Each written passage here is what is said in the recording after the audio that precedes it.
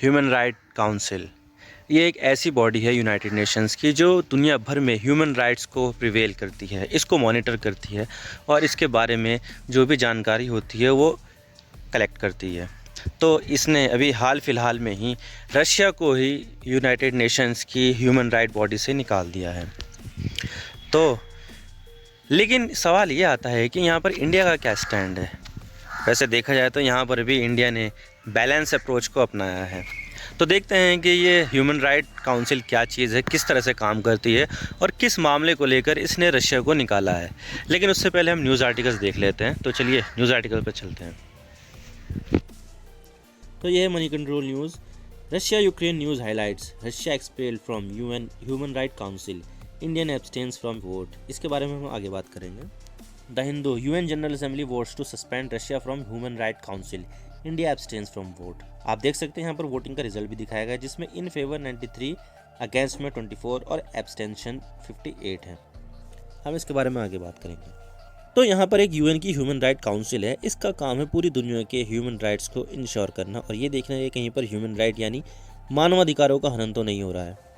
और इसके अलावा ये freedom of association and assembly, freedom of expression, freedom of belief and religion, women's right, LGBT rights and the right of racial and ethnic minorities के ऊपर भी ध्यान केंद्रित करती है और इसके ऊपर काम करती है। तो काउंसिल से रशिया को एक्सपेल कर दिया गया है और इसके लिए यूएसए की यूएन के राजदूत लिंडा थॉमस एक प्रपोजल लेकर आई, क्योंकि यहाँ पर यूक्रेन का एक शहर है बूचा, वहाँ पर ह्यूमन राइट्स का वॉयलेशन रूस द्वारा किया गया था। मैं आपको कुछ तस्वीरें दिखा देता हूँ बूचा की, जिसमें किस तरह से लोगों को मारा गया था। तो आप देख सकते हैं किस तरह से यहाँ पर लाशें बिखरी हुई पड़ी हैं, जिसके पीछे हाथ बांधे गए हैं। और इसके अलावा यहाँ पर कुछ लोग यहाँ पर सूटकेस लेकर जा रहे थे, लेकिन उनका सूटकेस भी वहीं पर ही रखा हुआ है और वहाँ पर उनकी मौत हो चुकी है। और ये यहाँ पर सिविल ड्रेस में यहाँ पर लोगों को मार दिया गया है और सड़कों पर लाशें ही लाशें दिखाई दे रही हैं। आप देख सकते हैं किस तरह से लाशों का जंजाल बिछा हुआ है सड़कों पर। और ये पूरी तरह से कितनी सारी लाशें पड़ी हुई है, यहाँ पर कितने सारे लोग मरे हुए हैं और यहाँ पर बेदर्दी के साथ ह्यूमन राइट का वॉयलेशन किया गया है। पीछे हाथ बांधे हुए हैं, आप देख सकते हैं किस तरह से हाथ बांधे हुए हैं। और इसके साथ साथ मैं आपको बूचा की लोकेशन भी दिखा देता हूँ। तो ये है यूक्रेन की राजधानी कीव और इसी के नॉर्थ वेस्ट साइड में आपको दिखेगा बूचा। इसके साउथ में है इरपिन और दोनों शहरों के बीच में इरपिन नदी बहती है। तो इस जगह पर ही ये ह्यूमन राइट का वॉयलेशन किया गया था।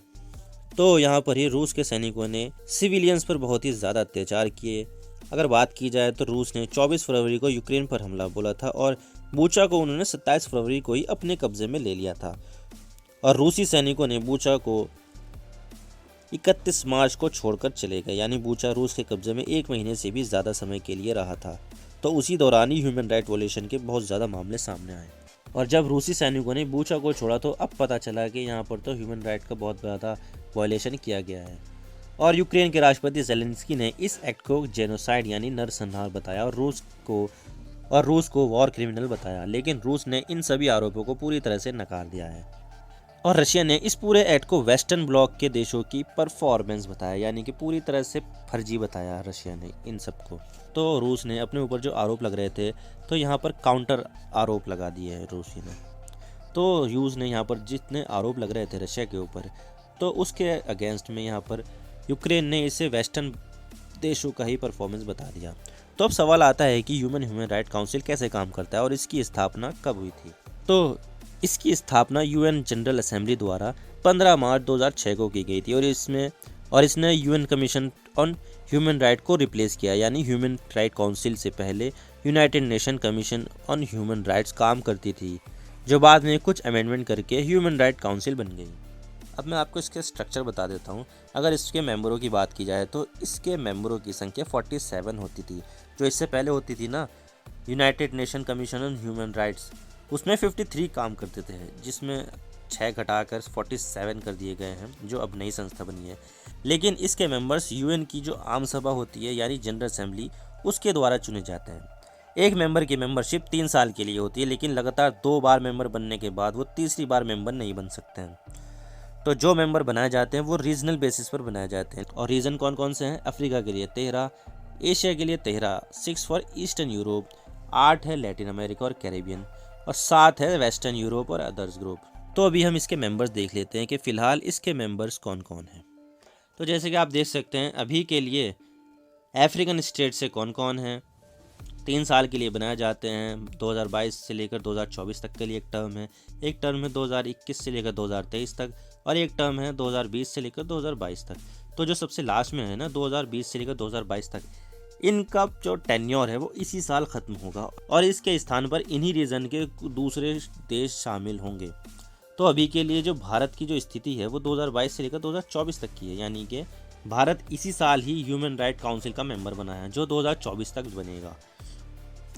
लेकिन रशिया 2021 में बना था, जिसमें 2 मेंबर बने थे, रशिया और यूक्रेन, ईस्टर्न यूरोपियन देशों की तरफ से। जो 6 देश है ना, तो उसमें से रशिया और यूक्रेन भी शामिल हुए थे 2021 से लेकर 2023 तक के लिए। तो यहाँ पर यूक्रेन तो शामिल है, लेकिन रशिया को यहाँ पर इसकी मेंबरशिप सस्पेंड कर दी गई है।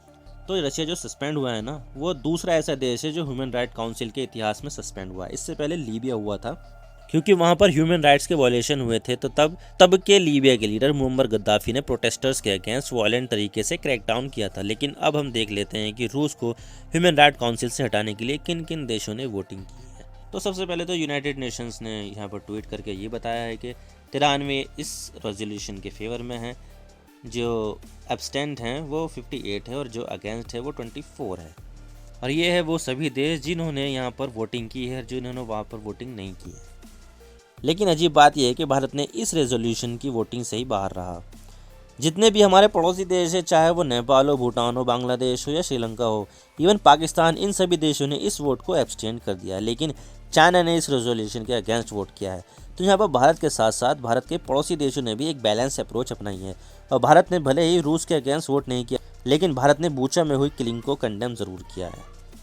और भारत ने यहाँ पर बोला है कि अगर कोई साइड चुनी है तो भारत ने, तो वो शांति की साइड चुनी है। और भारत ये अर्ज करता है कि वायलेंस जल्द से जल्द ख़त्म होना चाहिए।